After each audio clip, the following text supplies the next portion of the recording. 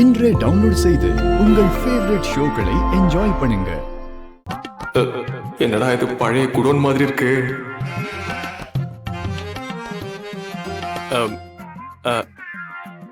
என்ன இதெல்லாம்? உங்க ஆசிரம சித்தர்கள் தான் சொன்னாங்க நீங்க இப்படிப்பட்ட சூழல்ல தான் தங்குவீங்கன்னு சொன்னாங்க. எந்த மடை அப்படி சொன்னா? ஐயோ, என்ன சைலண்டா இருக்க சொல்லிட்டு குருஜி டென்ஷன் ஆகுறாரே. குருஜி டென்ஷனை குறைங்க. எந்த முட்டாள் அப்படி சொன்னா? ஏன் குருஜி என்னாச்சு? இல்ல, நான் மரத்துல தான் இந்த மாதிரி தங்குவேன். இங்க உங்கள ஒருத்தர வாழ வந்திருக்கேன்.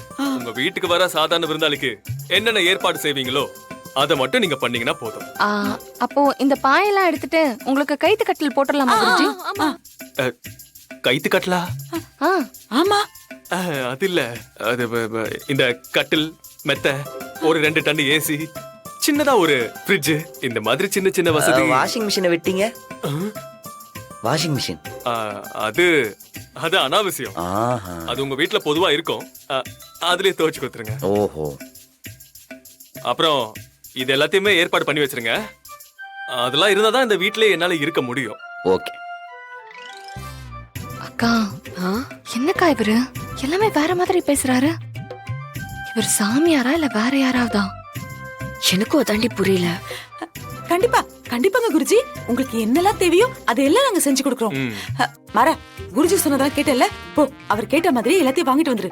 இந்த வீட்டு அழிக்கிறதுக்கு வேற யாருமே வேணாம். என்ன குழந்தை இப்படி பார்க்கிறாய்? யாரு? நானு குழந்தை. என்னோட ஞான திருஷ்டில மக்கள் எல்லாருமே குழந்தைகள் தான். சரி, எடுத்துட்டு வரேன். ஏன் வலிமா, என்ன இந்த குருஜி உங்களுக்கு முன்னாடி தெரியுமா? ஏன் ஏன் அப்படி கேக்குற? இல்ல வலிமா, எனக்கு இவரு பண்றதெல்லாம் எல்லாமே வித்தியாசமா தெரியுது. எந்த குருஜியாவது இந்த மாதிரி ஏசி ஃப்ரிட்ஜ்னு வாழ்ந்து பாத்திருக்கீங்களா? பாத்திருக்கனே.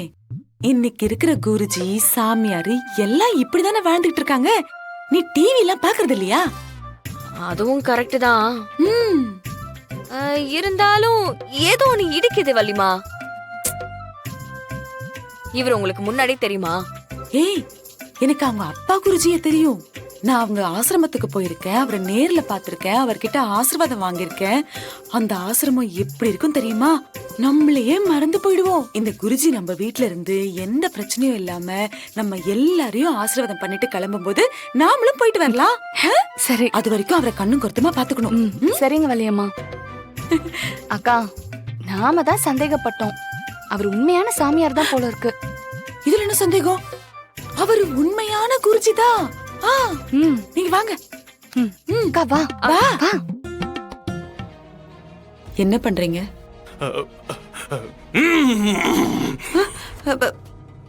குருஜி என்ன பண்றீங்கன்னு தான் கேட்டேன். ஐயோ, குருஜி என்ன பண்றாரு? தீவிரமான தேடல்ல இருக்காருமா. என்ன தேடுறாரு? அது எங்க இருக்குன்னு தீவிரமா தேடிக்கிட்டு இருக்காரு. எது? என்ன பணம் நகையதான். சீடா,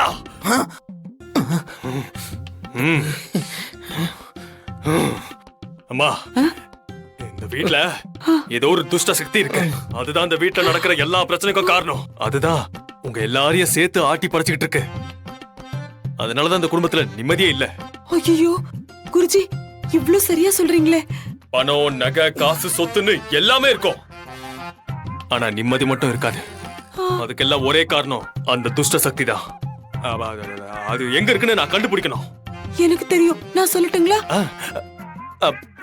உனக்கு எப்படிமா தெரியும்? அந்த துஷ்ட சக்தி எல்லாம் என் கண்ணுக்கு மட்டும் தான் தெரியும். நீங்க ஒவ்வொரு ரூமா காட்டுங்க, நான் கண்டுபிடிச்சிடுறேன். அங்க என்னெல்லாம் இருக்குன்னு சொல்லுங்க, நான் கண்டுபிடிச்சிடுறேன். Guruji, master plan.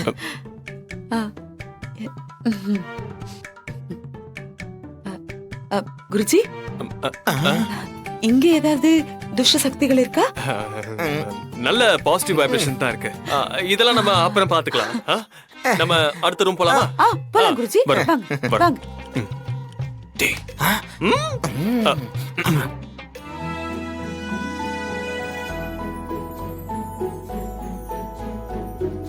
தேர்ந்தெடுத்த இனிப்பான சாத்துக்குடியில ஒரு சொட்டு மிச்சம் வைக்காம அழகா புழிஞ்சு கொண்டு வந்திருக்கேன். இந்தாங்க இதை குடிங்க. இதை ஒரே நிமிஷத்துல குடிச்சிடலாம். அதெல்லாம் பழசா, அதை போய் சாப்பிட்டு. மாற சொன்ன மாதிரி இந்த ஜூஸ் தான் ஈஸி. முதல்ல அதை குடிச்சிடுறேன். தாங்க. ஏய் ஏய் ஓகே கண்மணி என்னடி அவங்கள டிஸ்டர்ப் பண்ணாதீங்க. நீங்க ஜூஸ் போட்டு வந்திருந்தா கூட நான் ஃபர்ஸ்ட் அதை தான் குடிச்சிருப்பேன். நீங்க எதுக்கு ஃப்ரூட்ஸ் நட்ஸ் எல்லாம் கட் பண்ணி எடுத்துட்டு வந்தீங்க? Uneducated girls. ஐயோ,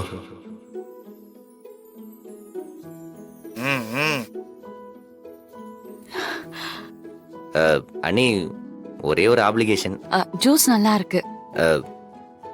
உங்க குழந்தைய வளர்க்குற பொறுப்பை என்கிட்ட கொடுக்குறீங்களா?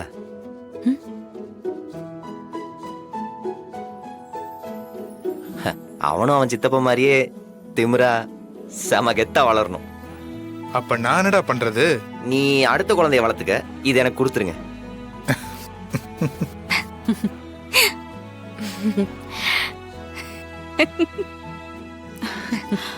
நல்ல குடும்பம் இல்ல? ஆமா, கணவன் மனைவினா இப்படிதான் ஒத்துமையா இருக்கணும். நீங்க சொன்னா சரிதான். ஆமா. நீங்க ஏமா இப்படி கண் கலங்கிட்டு இருக்கீங்க? அதெல்லாம் ஒண்ணு இல்லைங்க குருஜி, இது ஆனந்த கண்ணீர் தான். பாண்டிய இருந்ததுல அதிகமா பாதிக்கப்பட்டதே கண்மணி தான். இப்பதான் அவ கொஞ்சம் பழசெல்லாம் மறந்து சந்தோஷமா இருக்கா. அத பார்த்தனா எனக்கும் ஒரு மாதிரி இருந்தது. யாரு பாண்டியன்? வீரா பிருந்தா கண்மணி இவங்களோட அண்ணன் தான் பாண்டியன். அவங்க குடும்பத்துக்கு ஒரே பையன். இப்ப அவன் உயிரோட இல்ல. எப்படி இருந்தாரு? ஒரு ஆக்சிடென்ட்ல என் மருமகன் தான். ஆனா அவன் அதை தெரிஞ்சு பண்ணல, தெரியாம தான் நடந்துருச்சு. ஆனாலும் அவன் பண்ணது தப்புதான், அதை நாங்க மறுக்கல. தான் புள்ள செத்ததுக்கு காரணமானவன யாராவது மன்னிச்சு ஏத்துப்பாங்களா? ஆனா அந்த குடும்பம் எல்லாத்தையும் மறந்து ஏத்துக்கிட்டாங்க. இருந்தாலும் தப்பு தப்பு தானுங்களே. அந்த 3 பொண்ணுங்களையும் எங்க குடும்பத்திலேயே என் 3 மருமகனுக்கும் கட்டி வச்சு மருமகளாக்கி கொண்டு வந்துட்டோம். அவங்க அண்ணன் இருந்து அவங்கள பாத்துக்கிட்டா எவ்வளவு நல்லா பாத்துப்பானோ அதே மாதிரி எங்களால முடிஞ்சதெல்லாம் செய்யறோம். என்னதான் செஞ்சாலும் மனசுக்குள்ள என்னமோ உறுத்தலாதான் இருக்கு. ஏமா? என்னதான் செஞ்சாலும் பண்ண பாவம் இல்லைன்னு ஆயிடாது இல்லைங்களா குருஜி? அதுக்கு பிராயச்சித்தமா தான் அவங்கள பாத்துக்கிறீங்கல்ல. நாங்க எங்க அவங்கள பாத்துக்கிறோம்? அந்த பொண்ணு வீராதான் எங்க எல்லாரையுமே பாத்துக்கிறா. நீங்க வாங்க குருஜி, வாங்க.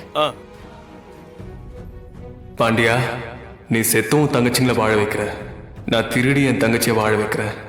அண்ணன் வந்துட்டா எந்த எக்ஸ்ட்ரீமுக்கு வேணாலும் போகணும் போல இருக்க. ஆனா தங்கச்சி பாசத்துல என்னையே நீ ஓவர்டேக் பண்ணிடுவ போல இருக்கே.